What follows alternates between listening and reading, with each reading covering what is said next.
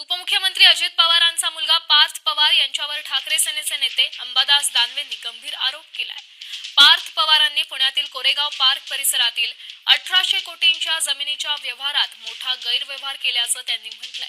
या व्यवहारात पार्थ पवारांच्या कंपनीनं फक्त 300 कोटींमध्ये जमीन विकत घेतल्याचा आणि केवळ 500 रुपये स्टॅम्प ड्युटी भरल्याचा दावा दानवेंनी केलाय।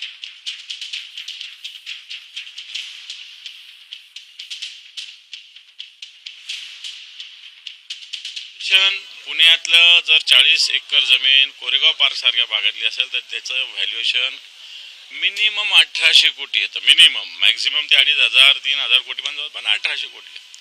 मग यांनी किती व्हॅल्युएशन दाखवलं? 300 कोटी। आणि रजिस्ट्री किती रुपयात झाली? 500 रुपयाच्या बॉन्डवर।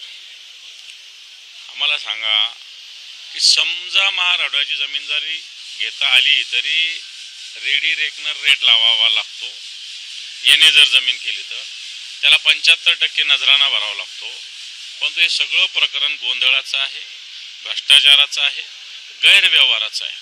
आम्हाला तेच म्हणणं ना, नियम तुमच्यासाठी सगळे गुंडाळून ठेवले ना, की जमीन जी ॲक्वायझेशन झालेली परत कशी मिळते हा नियम आहे का?